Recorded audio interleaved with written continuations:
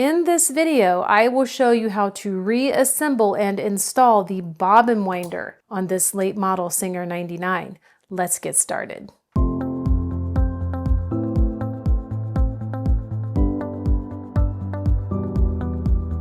Let's go over the parts that you want to have handy. You need the belt guard, the screw that holds the belt guard to the body. This is a bracket end screw. This is the bobbin winding arm, spring, and hinge screw. This is the stop latch with also a screw that has a tiny shoulder on it and a spring. Let's reassemble this. You're going to take your belt guard and you're going to place the bracket. It's going to lay like this when it's all together. Take the bobbin winding arm and the spring with the long finger coming off of it, and check out this other side. There's a short little spring right here. That short little spring goes in that hole right there. So place it in to the cutout here, and when you think that you have it in the hole, flip it over and you should see the spring poking in the hole. If you can, take this long finger now and you're going to slide it so it's behind this cutout right here.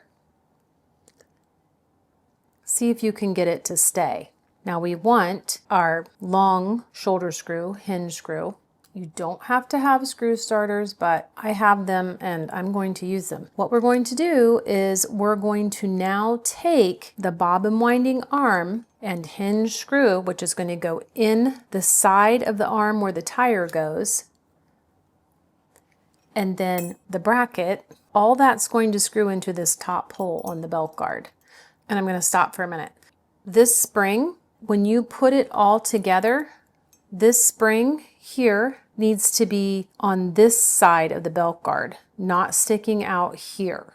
So you may have to turn the bobbin winding arm just a little bit so you just know that the spring is on this side. As we screw this screw down, we're going to see how this all works together. So get it all situated. Make sure the tail of this spring is not on this side over here, but it's over here. And this bracket's just going to flop around. Don't worry about that. Go ahead and tighten that screw down. Now, I've tightened the screw, but do you see this still moves? That's because this is all a shoulder screw or a hinge screw. But my little tail stops within this cutout on the belt guard. And watch. There's springiness there. That's from this spring. So if you have it together like that, you can go to the next step. But let's do something that's going to help us out a little bit. Do you see this side of the bracket here? We have a hole. This is adjustable. Let's go ahead and stick this screw in that hole now. Just don't tighten it down. It's kind of just going to be a placeholder. And when we get the bobbin winder on the machine, we can make the adjustment then. But for now, it's going to help us just to have it on. And you could do this too before you attached the arm to the body. That would probably be easier, but this way is fine too. So it's not cranked down really tight. It's just kind of, it's holding a place for us right now. So now onto the stop latch. We have a spring for the stop latch. It is actually the same on both sides. So one of these little ends, the little tail that pokes out, is going to go into this hole, and then the other one's going into this hole on the stop latch. What you need to do, it's very important, you need to push your bobbin winder so that this piece is up out of the way and it's up in here, not down there. So push it out of the way with your fingers and then take one of the tails and get it in this hole here. It should just nestle right in. Then we're going to take our stop latch, and when it goes on, yes, we need to put the other tail into the hole on the stop latch, but we also need to make sure that the stop latch is on top of the post that the bobbins are going to sit on for the bobbin winder. It can't be down here. It can't be like that. It needs to be like that. So arrange it so that you have the latch on the right side of the post, and then get the other tail on the spring into the hole. Then, using all your fingers to kind of hold everything in place, I'm going to get that screw in there as quickly as I can. I'm just tightening down this screw. Now, let's look at this. I see the tail of my spring here. I see that this spring is positioned where it should be inside this cutout. My bracket's in place. My bracket here is looped over the stop latch. The finger for the stop latch is on the top of the post for the bobbin winder. How do I know it works? If I pull up on that stop latch and I push down, it engages.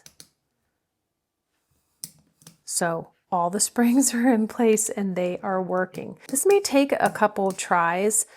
Just remember, this spring needs to be behind this cutout on the belt guard, and these need to be positioned so that they work together like this. Do you see that? Okay, let's put this back on the machine and let's attach it with our last little screw. Now, if you have the tire for your bobbin winder, put it on now. It's easier to put it on now than it is to put it on later. So we have the tire on, and we're going to just set the belt guard onto the machine and screw it on. And make sure you tighten this one down all the way. Very good. Let's check this out. So in theory, we would push the bobbin winder down to engage it with the hand wheel. Then when the hand wheel spins, the bobbin winder spins. And you can see the tire is moving. When the bobbin's full or we don't want it to fill anymore, we just pull the stop latch and it springs away. If we fill the bobbin, it should spring away all on its own. Now, what about adjustments? That's this screw right here. So watch what happens when I loosen this screw. Do you see how if I hold my finger right here on the bracket, I can make some minor adjustments? Right now, the stop latch is released, it's free. What would happen if I held the bracket still and pressed down the bobbin winder and tightened the screw that way? So it's almost like more in the center.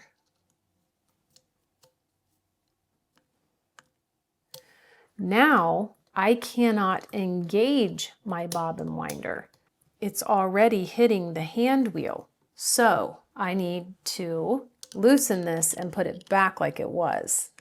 So it's loosened. If I press the bobbin winder down against the arm, this is engaged. I'm going to tighten down this screw. It's engaged. It spins when the hand wheel is turned. It disengages, and it doesn't spin when the hand wheel is turned. This adjustment will greatly depend on how thick your bobbin winder tire is. That's really the biggest difference I can tell as far as how I adjust this screw. So you'll want to check it. Now let's put our little thread guide on. The thread guide's really simple. It sets on the machine. Usually they don't put it facing straight forward, usually at an angle. You have the screw. Go ahead and put the washer on with the screw. And then you're going to put your thread guide on at an angle with the part that the screw goes into facing towards the neck of the machine. So before I tighten this down all the way, I just want to make sure that I have it angled properly, sort of angles like that. And then I'm going to just try to center the screw in that oblong slot and tighten it down. And then when I check by winding a bobbin, I'll make sure that I don't need to slide this way or this way to make the bobbin wind evenly. So there you have it. We have installed the bobbin winder for our late model 99 That's working right. We've got the thread guide tensioner on. In the next video, we will be putting the motor and the light and the belt all back on this machine, which means that we can actually check out how she runs. Then we can thread up and sew, and the series is finished. So very close. I am super duper excited. Thank you so much for following along. Leave me questions in the comments below. If you remember, give this video a thumbs up before you leave, and I will see you again really soon. Bye.